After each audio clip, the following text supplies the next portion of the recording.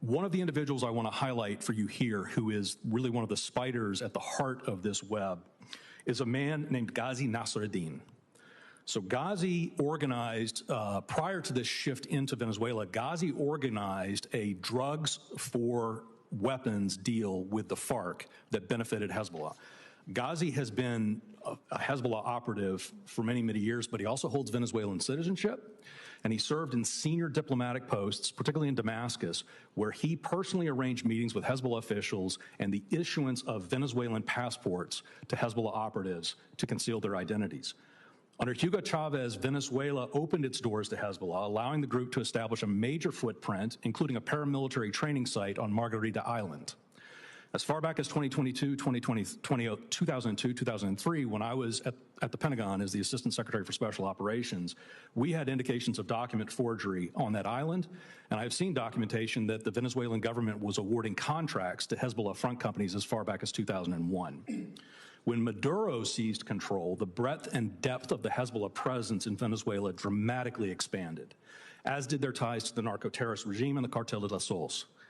Tariq al-Assami, who's been referenced here, held a number of senior regime posts. One of the most critical was he was head of the Venezuelan Passport Agency. And in that role, he directed and facilitated the issuance of a large number of passports to Hezbollah operatives and Hamas operatives. Now, I have seen from the Venezuelan opposition a database of more than 10,400 people that were given Venezuelan passports who were Syrian, Lebanese, or Iranian citizens up to 2019. I haven't seen the more recent data, but we know some of those individuals made their way to the United States, and some of them have direct ties to Hezbollah. When you look at the regime that has fostered the socialist plague that has spread across Latin America, it's the Venezuelans. It's corrupt, dirty Venezuelan money that underwrote the Petro campaign. They funneled money into Mexico. They funneled money into Brazil.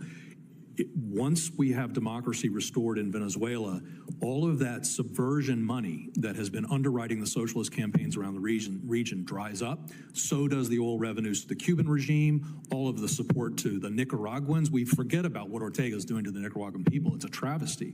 So the solution begins with the restoration of democracy in Venezuela, in my humble opinion. I couldn't agree more, and I think we're going to free Venezuela, and that will be one of President Trump's many, many legacies.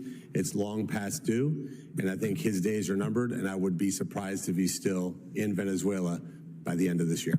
Thank you, Mr. Chairman. Somos tu voz.